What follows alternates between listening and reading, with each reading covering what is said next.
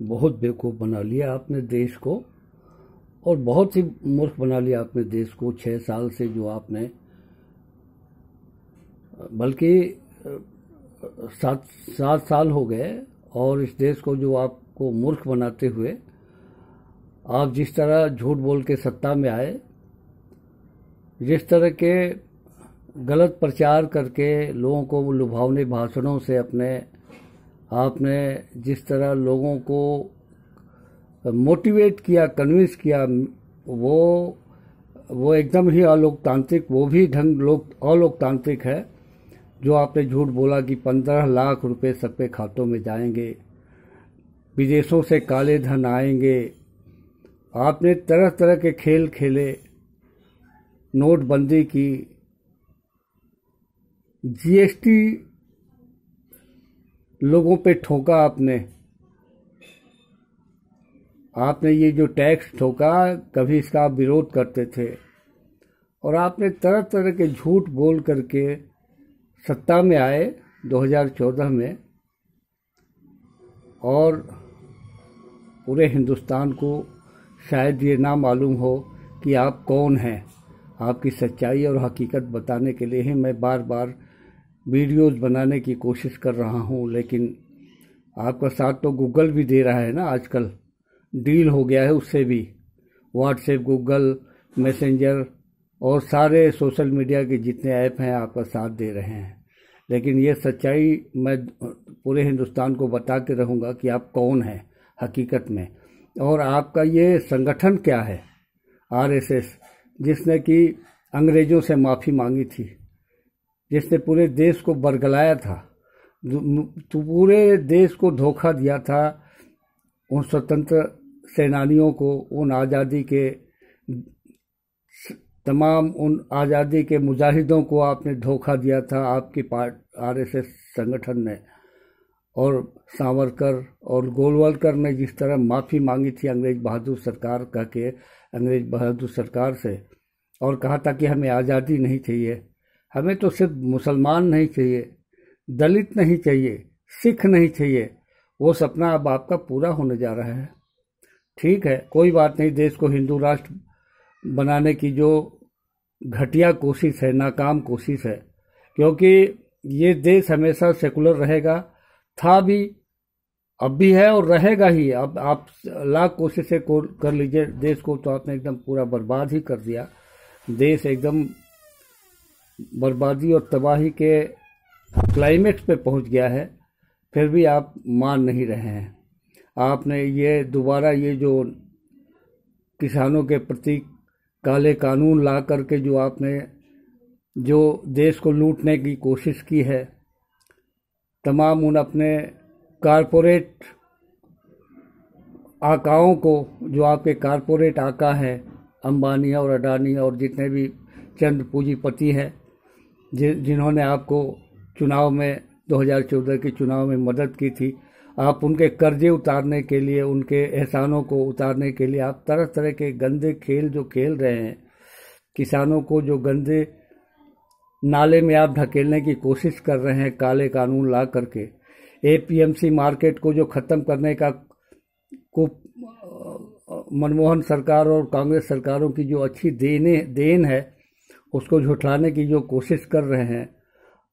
और जिस तरह देश का 60 सालों में विकास हुआ कि इस देश में सुई नहीं बनती थी, एक पिन नहीं बनता था, लेकिन आज देश अपने पैरों पे इतना बड़ा आत्मनिर्भर है। आज किसानों के साथ इस तरह आप कर रहे हैं। उनके बेटे जो तिरंगों में लिपट करके गांव में आते हैं, अपने घर आते हैं, उनके माँ बाप 4 दिन रोते हैं, उनके साथ तमाम दुनिया भर की नाटकबाजी होती है। जिलाधीश आता है, कलेक्टर आता है, एमएलए आता है, एमपी आता है, और जय हिंद और जय भारत माता के नारे लगा करके लोगों को जज्बाती, इमोशनल, जो लोगों को एक्सप्लॉयटेशन होता है, जो लोगों का शोषण होता है, लोग इमोशनली आपको धन्यवाद करते हैं, जिस नकली इमोशंस का प्रयोग करते हैं देशभक्ति के लिए, जबकि आप लोग कतई देशभक्त नहीं हो।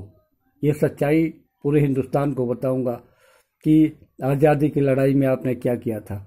और आज वही खेल, गंदे खेल आज तक खेलते आ रहे हैं। 6 साल पे नकली मुहावरे लगा करके 2 लाख करोड़ अपने आकाओं से लेकर के इलेक्शन की बाजी जीत गए आप।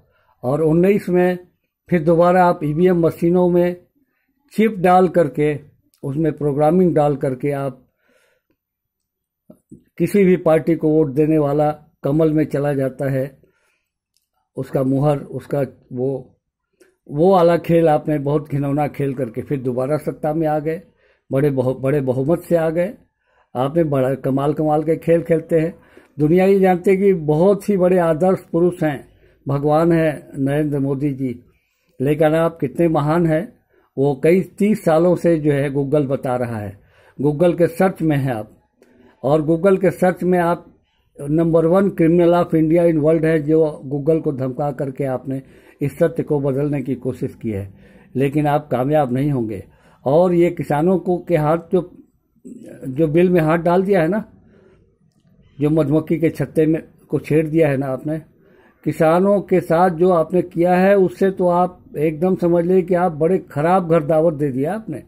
और हम किसान के बेटे हैं, और हम जवान के बेटे भी हैं, और हम देश के रक्षक हैं। हमारे पिताजी काला पानी के सजा याफ्ता थे और बहुत बड़े लीजेंड फ्रीडम फाइटर थे, उनका बेटा हूं मैं। और उन्होंने किस तरह काला पानी गुजारा था सेल में रह करके, वो किसी को बताने की ज़रूरत नहीं है। और 3 साल के बाद मेरा बाप जिंदा मेरे घर वापस लौट आया था, और उसने हमें हमारी नसों में जो स्वतंत्रता संग्राम की, आज़ादी की जो इंजेक्ट करी है, जो फूंक मारे हैं उन्होंने, वो मंत्र आज तक हम नहीं भूल सकते।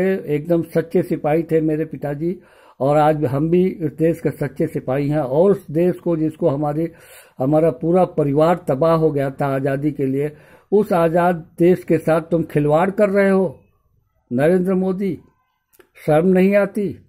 और उनके बच्चों को आपने, उन जवानों के, उन किसानों के जवान बेटे जो फौज में हैं, उनको हटाने के लिए, उनको कुचलने के लिए आपने तमाम इन सिंधु बॉर्डर और गाजीपुर दिल्ली बॉर्डर पे लगा रखा है। शर्म नहीं आती? जैसे लगता है कि वो देश के दुश्मन है किसान, कोई बहुत बड़ा देश के दुश्मन, पड़ोसी कोई दुश्मन हो, चाइना और पाकिस्तान की तरह आपने तमाम उनके फौजों को लगा रखा। शर्म करो यार। और इस मसले को जल्दी से सुलझा लो। आरएसएस और संघ के लोगों को भी मैं चेतावनी दे रहा हूं, वरना ये देश जल जाएगा और तुम्हारे हिंदू राष्ट्र का सपना खाक में मिल जाएगा। हिंदू राष्ट्र देखते रह जाओगे। सेकुलर है ये देश, हमेशा सेकुलर रहेगा, और ये देश सेकुलर ही कामयाब है। पूरी दुनिया में इसका नाम है, संदेश अच्छा जाता है, और आप उस नाम को खराब कर रहे हो। तो इसलिए आपने देश को तो बर्बाद ही और तबाह ही कर डाला है। और कोरोना के भी गंदे खेल में आप शामिल थे। तो इस तरह आप देश को बर्बाद करने पर जो तुले हैं, आपका सपना पूरा नहीं होगा नरेंद्र मोदी जी। और जल्दी से इस काले कानून को वापस लीजिए, वरना आप, ये देश जल जाएगा और इसका वो हाल होगा जो मतलब क्या कहें, अवशेष नहीं बचेगा। तो इस देश को जो है जलने से बचा लो, और अपने इन कानूनों को वापस ले लो, और तरह तरह के खेल खेलना बंद कर दो। आपका कुछ वो है, छुपा नहीं है। धन्यवाद। और यही कह के मैं अपने इस वीडियो को बंद करता हूँ। जय हिंद, जय भारत माता, जय हिंद, और जय जवान जय किसान। जय जवान जय किसान, जय जवान जय किसान, जय जवान जय किसान, जय किसान, जय जवान जय किसान।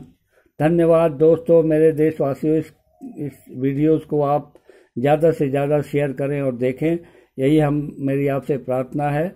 मैं इस देश के एक बड़े स्वतंत्रता संग्राम सेनानी का बेटा बोल रहा हूं, और हम अपने संगठन को भी कह रहे हैं कि इस किसान लड़ाई में, मैं उस पूरे राष्ट्रीय संगठन का अध्यक्ष हूं। मैं स्वतंत्रता संग्राम सेनानी उत्तराधिकारी संगठन का राष्ट्रीय अध्यक्ष बोल रहा हूं, डॉक्टर रविंद्र गुप्ता भारती। तो दोस्तों, आप तैयार हो जाओ अब, और किसानों के साथ इस जंग में कूद जाओ, और सभी तैयार होकर के तैयार हो जाओ, देश को बचाना है इन फासिस्टों से, इन तमाम पूंजीपतियों से और इन दरिंदों से। धन्यवाद। ओके, नाइस, धन्यवाद। जय जवान जय किसान।